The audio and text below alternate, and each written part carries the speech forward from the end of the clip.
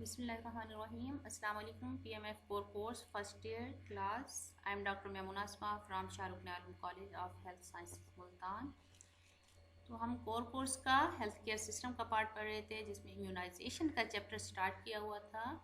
और इम्यूनाइजेशन यानी क़ुव्वत मुदाफ़ियत पैदा करने का अमल जो होता है, और वो हम वैक्सीन के ज़रिए से हासिल कर रहे थे क़ुव्वत मुदाफ़ियत। तो उसमें किन किन डिज़ीज़ की वैक्सीन्स अवेलेबल हैं पाकिस्तान में, वो 10 डिजीज़ हैं। तो उनको हमने स्टार्ट किया हुआ था, जिनमें पोलियो, खसरा, खन्नाक, तशन्नुज, काली खांसी, हेपेटाइटिस बी एंड टीबी। इनको हम डिस्कस कर चुके हैं, इन डिजीज़ को शॉर्टली, कि ये किस वजह से हो रही हैं, कैसे फैल रही हैं और इनकी अलामात क्या होती हैं, और वैक्सीनेशन इनकी अवेलेबल हैं, कौन कौन सी वैक्सीन्स अवेलेबल हैं और किस किस एज में लगाई जाती हैं। इनको हम डिस्कस कर रहे हैं। लास्ट 3 डिजीज़ आज हम डिस्कस करेंगे: मेनिंजाइटिस या गर्दन तोड़ बुखार, निमोनिया और डायरिया। ये लास्ट 3 डिजीज़ हैं जिनकी पाकिस्तान में वैक्सीन्स अवेलेबल हैं, ये 10 डिजीज़ की। तो आज हम मेनिंजाइटिस को डिस्कस करेंगे। मेनिंजाइटिस क्या है? हमारे ब्रेन मतलब दिमाग के बाहर झिल्लियाँ होती हैं, उन 3 झिल्लियाँ होती हैं, उनमें इन्फेक्शन हो जाए, बैक्टीरियल इन्फेक्शन, तो उसकी वजह से मेनिंजाइटिस हो जाता है। ये ब्रेन आपको नज़र आ रहा है कि ये बाहर 3 लेयर्स हैं, कवरिंग आउट लेयर्स हैं 3: ड्यूरा मैटर, रेटिनाइड मैटर एंड पिया मैटर। इन्हें मेनिंजेस भी बोलते हैं, इन लेयर्स को, कवरिंग्स को। तो इन मेनिंजेस में अगर इन्फेक्शन हो जाए, बैक्टीरियल इन्फेक्शन, तो यहाँ पे स्वेलिंग हो जाती है, सोजिश हो जाती है, जिसकी वजह से ये नालियाँ तंग हो जाती हैं। तो इसे मेनिंजाइटिस बोलते हैं। मेनिंजाइटिस क्या है? इन मेनिंजेस में इन्फेक्शन हो जाना, बैक्टीरियल इन्फेक्शन, तो मेनिंजाइटिस है। जरासीम की दिमाग की झिल्ली पर इन्फेक्शन की वजह से सोजिश होने को गर्दन तोड़ बुखार या मेनिंजाइटिस कहते हैं। गर्दन तोड़ बुखार में दिमाग की झिल्ली या मेनिंजेस जो होती हैं, उन पे बैक्टीरिया असरअंदाज होते हैं। वो कौन कौन से? Meningococcus bacteria, streptococcus bacteria, pneumococcus, Haemophilus influenzae and Escherichia coli bacteria. गर्दन तोड़ बुखार में दिमाग के पर्दों में सोजिश हो जाता है और CSF का प्रेशर बढ़ जाता है। CSF क्या चीज़ है? CSF सेरिब्रल स्पाइनल फ्लूइड है, जो कि हमारे स्पाइनल कॉर्ड मतलब रीढ़ की हड्डी और दिमाग के आउटर कवरिंग में पाया जाता है। ये फ्लूइड होता है, और इसका जैसे ही सोजिश होती है, इन्फेक्शन होता है, तो सोजिश की वजह से जो लेयर्स होती हैं, वो नालियाँ तंग हो जाती हैं, जहाँ से ये फ्लूइड मौजूद होता है। तो इसलिए वहाँ प्रेशर बढ़ जाता है इस फ्लूइड का, सेरिब्रल स्पाइनल फ्लूइड का प्रेशर बढ़ जाता है, गर्दन अकड़ जाती है और जोड़ों में दर्द होता है। इसकी सिम्टम्स क्या होती हैं या अलामात मेनिंजाइटिस की या गर्दन तोड़ बुखार की? गर्दन का अकड़ जाना, स्टिफनेस हो जाती है, गर्दन में तेज़ बुखार होता है, वॉमिटिंग होती है, उल्टियाँ आना, शदीद सर में दर्द होता है, कन्वल्जन भी होते हैं या फिट्स पड़ते हैं, दौरे पड़ना, मरीज़ को चिड़चिड़ापन होता है, सर का खींचना और बेहिस्सी के मारे सुस्ती होना। इन्फेक्शन होने के बाद बीमारी ज़ाहिर होने की मुद्दत 1 से 5 दिन तक होती है। उसके बाद बुखार होने के बाद गर्दन अकड़ जाती है और आंखों की पुतलियाँ फैल जाती हैं। इसकी ये अलामात हैं। और इसकी तशख़ीस कैसे होती है? जैसे आपको बताया कि सेरिब्रल स्पाइनल फ्लूइड का प्रेशर बढ़ जाता है, तो करते ये हैं कि रीढ़ की हड्डी के निचले हिस्से से ये फ्लूइड लेते हैं, जो पानी होता है इसका फ्लूइड होता है, spinal fluid, cerebral spinal fluid CSF, वो फ्लूइड लेते हैं और उसे क्लिनिकल लेबॉर्ट्री से टेस्ट करवाया जाता है। और वैक्सीनेशन इसकी पेंटावेलेंट वैक्सीन, जो कि पहले भी हम डिजीज़ में डिस्कस कर चुके हैं, ये 5 डिफरेंट डिजीज़ में इसकी वैक्सीन इस्तेमाल होती है, इसलिए इसका नाम पेंटा मीन्स 5 फॉर 5 डिजीज़ के लिए वैक्सीन इस्तेमाल होती है। वो कौन सी हैं? Diphtheria, pertussis, tetanus, hepatitis B, ये हम 4 डिस्कस कर चुके हैं, और 5वीं है मेनिंजाइटिस। इन 5 डिजीज़ के लिए ये पेंटावेलेंट वैक्सीन एक ही होती है, जो कि बच्चों को लगाई जाती है छठे हफ्ते उम्र के 10वें और 14वें हफ्ते में।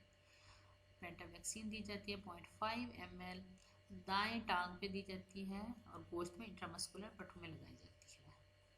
ये एक ही वैक्सीन है पेंटा वैक्सीन, जो कि 5 डिजीजेस के लिए, diphtheria, pertussis, tetanus, hepatitis B and meningitis. इन 5 डिजीज के लिए ये हो गया मेनिंजाइटिस। इस वजह से हो रहा है, दिमाग में की बाहर वाली जो कवरिंग होती है, झिल्लियाँ होती हैं, उनमें बैक्टीरियल इन्फेक्शन हो रहा है, जिसकी वजह से उसकी अलामात आ रही हैं, सर दर्द है, गर्दन अकड़ जाना, बुखार हो जाना, क्या आना, डिफरेंट उसकी अलामात हैं। उसकी तशखीस CSF टेस्ट करवा के की जाती है और उसकी vaccine pentavalent vaccine. Next disease हम डिस्कस करेंगे निमोनिया।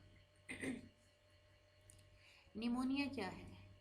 निमोनिया ये होता है कि हमारे फेफड़ों के अंदर, ये फेफड़े आपको नज़र आ रहे हैं, फेफड़ों के अंदर ये छोटी छोटी नालियाँ होती हैं, हवा की नालियाँ, एयर सैक्स होती हैं, एल्वेलाई होती हैं, उनके अंदर इन्फेक्शन हो जाता है। जरासीम जो होते हैं, ये भी बैक्टीरिया से होने वाली है। बैक्टीरिया जो होते हैं, इनके अंदर एल्वेलाई, ये ब्रोंक्यूल्स हैं, छोटी नालियाँ, उसके आगे छोटी छोटी थैलियाँ होती हैं, ये एयर सैक्स हैं। ये एल्वेलाई या एयर सैक्स थैलियाँ, इनके अंदर इन्फेक्शन हो जाता है। नॉर्मल कंडीशन में ऐसी होती है एल्वेलाई, लेकिन जब इन्फेक्शन हो जाता है तो इन्फेक्शन होने की वजह से पस भी पड़ जाती है, फ्लूइड भर जाता है फेफड़ों में, तो फिर ये ऐसी कंडीशन में हो जाता है इन्फेक्शन के बाद एल्वेलाई विद निमोनिया अगर किसी को। और नॉर्मल एल्वेलाई ऐसे होते हैं। तो एयर सैक्स या हवा की थैलियों में, एल्वेलाई में इन्फेक्शन हो जाने की वजह से फेफड़े नाकारा होने लगते हैं, फ्लूइड भर जाता है, पस होने लगती है, इसे निमोनिया कहते हैं। फेफड़ों में सांस की नालियों के अंदर जरासीम के असरअंदाज होने से निमोनिया हो जाता है। जरासीम की इन्फेक्शन से सांस की नालियों में वर्म यानी सोजिश हो जाती है, इन्फ्लेमेशन हो जाती है, तो निमोनिया इसे कहते हैं। और इसमें कौन कौन से अवामिल है, वजह क्या है, इसकी वजूहात बैक्टीरियल इन्फेक्शन है। कौन कौन से बैक्टीरिया है? नीमोकोकस बैक्टीरिया। नीमोकोकस 50% से ज़्यादा जो निमोनिया हो रहा है वो नीमोकोकस बैक्टीरिया से है, तो इसलिए इसकी वैक्सीन्स भी अवेलेबल है नीमोकोकस की। बाकी बैक्टीरिया जो है उनसे कम होता है, स्ट्रेप्टोकोकस से 30% होता है, इसके अलावा इन्फ्लुएंजा से 20% और क्लेमेडोफिला 13%। इसके अलावा भी Streptococcus pneumonia and staphylococcus pneumonia, इससे भी होता है बैक्टीरिया से। तो मेनली जो काज कर रहा है वो नीमोकोकस बैक्टीरिया है, जो कॉज कर रहा है नीमोकोकस बैक्टीरिया 50% से ज़्यादा। और नीमोकोकस PCV10 की वैक्सीन मैसर है, क्योंकि सबसे ज़्यादा नीमोकोकस से 50% निमोनिया होता है, तो इसकी वैक्सीन भी अवेलेबल है। सिम्टम्स क्या होती हैं, अलामात हम देखते हैं। इसमें होता है कि पसलियों के नीचे दर्द होता है, बच्चे का रोना, बच्चे रोते हैं जब दर्द होता है तो उदाहरण में रोना होता है, और पसलियों के नीचे के फेफड़े हमारे पसलियों के नीचे मौजूद हैं, तो पसलियों के नीचे दर्द होता है, बुखार चढ़ जाता है, गनूदगी होती है, नींद बहुत ज़्यादा आना, जैसे लग रहा होता है कि बहुत नींद है, लेकिन वो नींद में नहीं होता, गनूदगी होती है उसे। पहले खुश्क खांसी आती है, बाद में बलगम भी आने लगता है, मतली और कै होती है, नब्ज़ की रफ्तार में इजाफा हो जाता है, हार्ट बीट भी तेज़ होती है, पल्स रेट भी बहुत तेज़ हो जाती है, सांस की रफ्तार में इजाफा हो जाता है, जिल्द सुर्ख और गर्म हो जाती है, बीमारी की शिद्दत के दौरान जिल्द का नीलकुं हो जाना, बच्चे का जिस्म नीला पड़ने लग जाता है। असल में नीला इस वजह से पड़ता है कि जब इन्फ्लेमेशन होती है, ये क्योंकि फेफड़ों की बीमारी है, तो वहाँ से इन्फ्लेमेशन हो रही है, सांस सही से नहीं आ रहा, ऑक्सीजन नहीं मिल रही ब्लड को, तो डीऑक्सीजनेटेड ब्लड ज़्यादा हो जाता है जिसमें, जिसकी वजह से जिस्म नीला पड़ने लग जाता है। बच्चों को बाज़ दफ़ा सर्दी भी लगती है, और बच्चों में सांस की रफ्तार तेज़ हो जाती है, और उनकी फी मिनट जो होती है 50 से 60 के करीब होती है, उनकी ब्रेथ रेट जो होता है 50 to 60 टाइम्स फी मिनट। बाज़ दफ़ा थूक के साथ खून आ सकता है। सांस लेते वक्त पसलियों की हरकत से पेट के ऊपर वाले हिस्से पर गड्ढा सा पड़ जाता है। बहुत ज़्यादा जोर लगाना पड़ता है क्योंकि ऑक्सीजन नहीं मिल रही होती, इन्फेक्शन हो गया होता है वहाँ पे। और छोटे बच्चों के नथने सांस लेने के दौरान हरकत करते दिखाई देते हैं। 1 माह से कम उम्र के बच्चे जो होते हैं उनमें 60 मरतबा उनके नथने मूव करते हुए दिखाई देते हैं, 1 मिनट में 60 या उससे ज़्यादा मरतबा। और 2 माह से 12 माह तक की उम्र के जो बच्चे हैं उनमें 1 मिनट में 50 टाइम्स 50 मरतबा। और 1 से 5 साल तक के बच्चों में 1 मिनट में 40 मरतबा वो मूव करते दिखाई देते हैं। ये इनकी सिम्टम्स हैं निमोनिया की। इसके अलावा डायग्नोसिस इसका डायग्नोस कैसे किया जाता है, तशखीस कैसे की जाती है। एक तो छाती के एक्सरे करवाया जाता है खून के टेस्ट से, TLC, DLC, ESR काउंट। इससे इन्फेक्शन का अंदाज़ा हो जाता है कि किस हद तक है, कितना हुआ हो इन्फेक्शन। तो TLC, DLC से। और बलगम का टेस्ट, स्पूटम टेस्ट भी किया जाता है इसके लिए। इसके अलावा स्टेथोस्कोप से ब्रोंकियल ब्रीथिंग सुनाई देती है। तो वैसे अगर नॉर्मल एक हेल्दी इंसान है उसमें ब्रोंकियल ब्रीथिंग अगर नोट की जाए स्टेथोस्कोप से तो 2 ब्रीथ्स के दरमियान वक्फा नहीं होता। लेकिन जब इंसान को निमोनिया हो जाता है, मरीज़ बंदा होता है, तो उसके सांस के दरमियान 2 सांस के दरमियान वक्फा होता है एक तो। और उनकी आवाज़ जो आ रही होती है ब्रोंकियल ब्रीथिंग, वो जैसे किसी नलकी में फूंक मारी जाए तो वो एक सीटी सी आवाज़ निकलती है, ऐसी आवाज़ आती है। तो स्टेथोस्कोप से भी चेक किया जाता है, एक्सरे, खून का टेस्ट और बलगम टेस्ट, स्पूटम टेस्ट किया जाता है तशखीस के लिए। वैक्सीनेशन, न्यूमोकोकस, क्योंकि न्यूमोकोकस जो बैक्टीरिया होते हैं इनकी वजह से 50% से ज़्यादा निमोनिया न्यूमोकोकस बैक्टीरिया की वजह से होता है। इसलिए इसकी फ़िलहाल न्यूमोकोकस की ही जो बैक्टीरिया होते हैं इन्हीं के खिलाफ वैक्सीन अवेलेबल हैं। और वो कौन सी है, PCV10, न्यूमोकोकस PCV10 वैक्सीन के 3 टीके गोश्त में इंट्रामस्कुलर लगाए जाते हैं। पहले फर्स्ट डोज जो होती है वो 6ठे हफ्ते में दी जाती है, PCV10 की गोश्त में इंट्रामस्कुलर लगाया जाता है। सेकंड डोज जो होती है वो 10 हफ्ते, बच्चे की उम्र जब 10 हफ्ते होती है तब दिया जाता है टीका। और थर्ड डोज जो होती है वो 14वें हफ्ते में, जैसे पेंटावेलेंट वैक्सीन हम दे रहे थे कि उम्र के 6ठे हफ्ते में, 10वें और 14वें, ये भी वैसे लगाई जाती है। लेकिन इसकी वैक्सीन है न्यूमोकोकस PCV10 वैक्सीन। और ये 0.5 ml ये भी देते हैं और गोश्त में इंट्रामस्कुलर लगाए जाते हैं। ये हो गया निमोनिया। निमोनिया किस वजह से हो रहा है, फेफड़ों में इन्फेक्शन हो रहा है। फेफड़ों में जो सांस की नालियाँ होती हैं, एल्वेलाई होती हैं, उनमें इन्फेक्शन हो जाता है, पस पड़ जाती है, फ्लूइड भर जाता है, तो उसकी वजह से निमोनिया हो रहा है।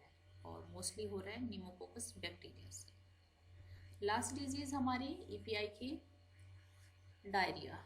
डायरिया क्या है, एंथलियो मीन्स आंतों में इंटेस्टाइन्स की अंदरूनी झिल्ली पर जरासीम, वायरस, पैरासाइट की इन्फेक्शन की वजह से, या ग़िज़ाई अज्जा कोई ऐसी खुराक ही खा ली जाए या केमिकल्स अंदर चले जाएं, तो उनकी वजह से जो असल कारकर्दगी होती है हमारे इंटेस्टाइन की, एब्जॉर्प्शन हो रही है, रीअब्जॉर्प्शन हो रही है, तो वो सारा मुतासर हो जाता है सिस्टम।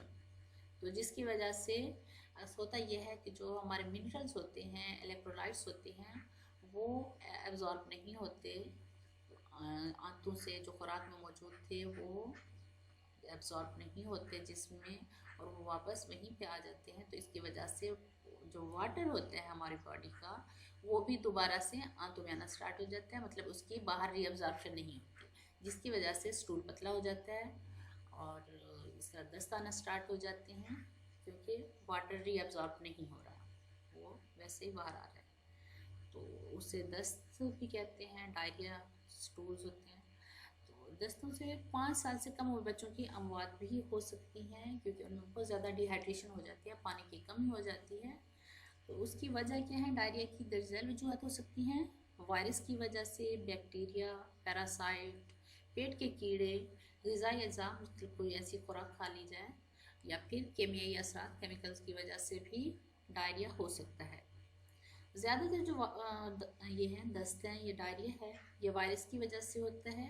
80% रोटा वायरस की वजह से होते हैं। रोटा वायरस से 80% जो डायरिया होता है बच्चों में, ये रोटावायरस की वजह से होता है, इसलिए रोटावायरस के खिलाफ वैक्सीन भी तैयार की गई है। वैक्सीनेशन 6ठे हफ्ते की उम्र में रोटा वैक्सीन के कतरे ओरली दी जाते हैं, बजरे मुंह, मतलब ओरल मुंह के ज़रिए से बच्चे को पिलाए जाते हैं। और 10 हफ्ते की उम्र में भी रोटा वैक्सीन के कतरे ओरली दिए जाते हैं।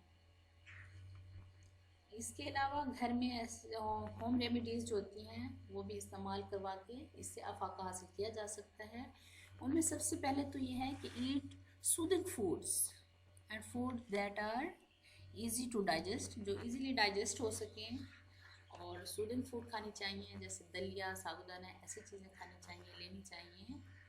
इसके अलावा हाइड्रेटेड, स्टे हाइड्रेटेड, पानी ज़्यादा से ज़्यादा इस्तेमाल करें क्योंकि डिहाइड्रेशन हो रही है, पानी रीअब्सॉर्ब नहीं हो रहा, बहुत कम होता है, तो इसलिए ज़्यादा से ज़्यादा पानी इस्तेमाल करें। डिहाइड्रेशन नहीं होनी चाहिए, इससे बच्चों में बात हो सकती हैं। हाइड्रेशन बहुत ज़रूरी है, डिहाइड्रेशन नहीं होनी चाहिए। डिहाइड्रेशन मतलब हाइड्रेशन का, पानी का कम होना। इसके अलावा टेक इनफ रेस्ट करना चाहिए। इसके अलावा एसेंशियल ऑयल्स यूज़ करने चाहिए, और सप्लीमेंट्स, योगर्ट्स वगैरह भी, दही जैसा कि ये भी यूज़ करने चाहिए, सप्लीमेंट्स लेने चाहिए, इससे भी काफ़ी अफाका हो जाता है। तो आज हमारी डिजीज़ ये कंप्लीट हो गई EPI की। लास्ट में हम एक चार्ट सा बनाएंगे वैक्सीन्स का, तो बस वही करेंगे, इसका वैक्सीन का चार्ट इंशाल्लाह नेक्स्ट चैप्टर में हम डिस्कस करेंगे। बाकी एक एक डिजीज़ का हमने वैक्सीन डिस्कस की हैं, उनकी डिजीज़ किस वजह से हो रही हैं, उनमें सिम्टम्स क्या आ रही हैं, उसमें एहतियाती तदाबीर हम क्या कर सकते हैं, ये सारी चीज़ें हमने पढ़ी। ओके, अल्लाह।